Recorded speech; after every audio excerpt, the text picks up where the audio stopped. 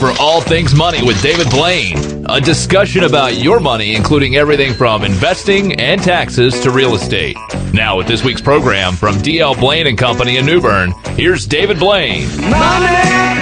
Hello, I'm David Blain, and welcome to All Things Money. For the next 30 minutes, we're going to take a stimulating, educational, and hopefully entertaining look at things concerning your money.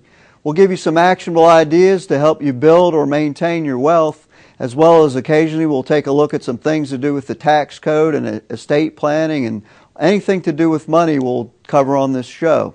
If you have any questions that you'd like answered on the show, or you'd like a specific topic covered, feel free to give us a call at 252-633-0107, or email us at any time at allthingsmoney@dlblain.com. That's allthingsmoney@dlblain.com, and we'll try to address your topic or question on a future show. Remember, the show is about you and your money, so we encourage you to send in your questions and ideas, and we'll also be glad to send you out our free quarterly newsletter just for asking us a question.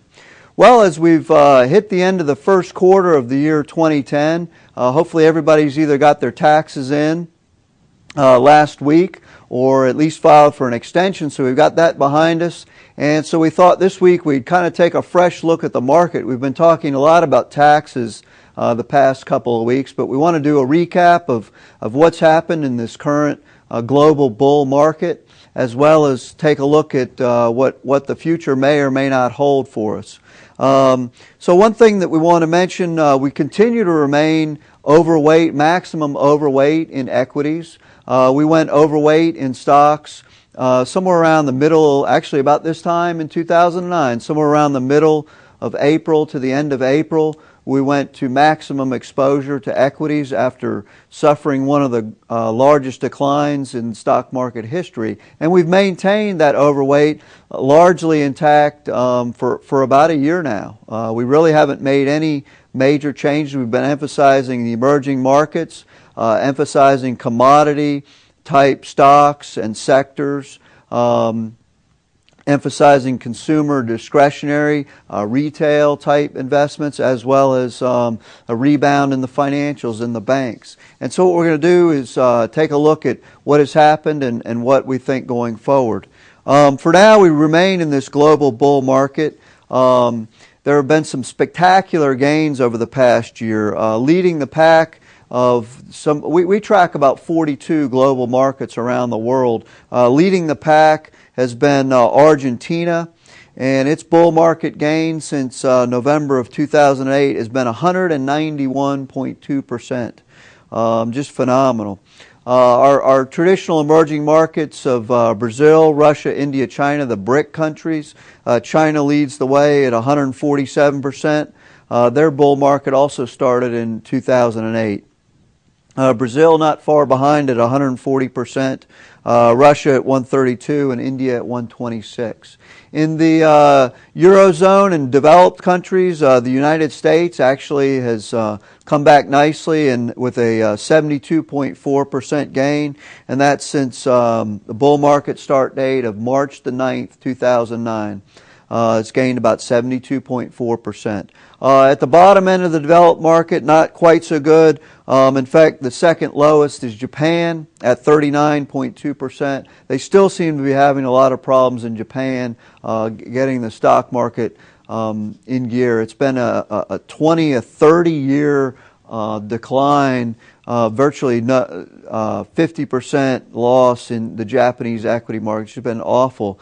And even in this great bull market, the Japanese market's only pulled out about a 30% return. So continuing into this quarter, we think that the bull market is going to continue. All the signs are still there for a continuation of the bull market. As we look at a couple things, as you know from the show, we look at things such as market trend, breadth, earnings, valuation, interest rates, things like that. And everything so far is very positive. The percentage of New York Stock Exchange stocks at 52-week highs has reached its highest level in 6 years. This is a good sign. Of about 1,700 global stocks that we track, about 82% are above their 10-week moving average. And the 42 markets that I mentioned, the 42 countries around the world that we track, 98% are above their 10-week moving average, and 95% are above their 40-week moving average. What does this mean? It means that the markets are in a nice upward slope. If the markets stay above their moving average, it means that they're continually rising. We're not technicians in terms of trying to trade in and out of the markets, but it is a good indication to look at to determine where we are in the broad scheme of things, and we're certainly in the midst of a bull market.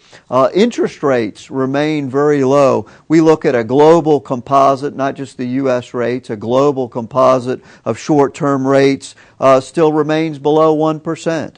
Our global composite includes Canada, the Eurozone, Japan, the U.S., of course, the U.K., and Swiss rates.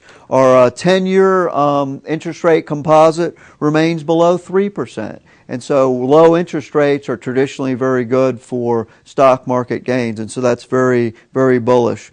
Of course, a lot of the credit problems that caused the initial bear market have been working themselves out, and so the credit market has calmed down quite a bit.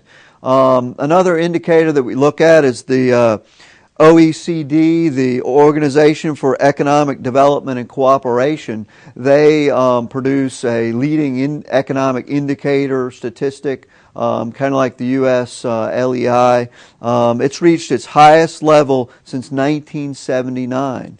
A tremendous bull market. New highs evident on the vast majority of the indicators that make up this composite. And so globally, we see growth occurring and positive economic things that we haven't seen since the late 70s.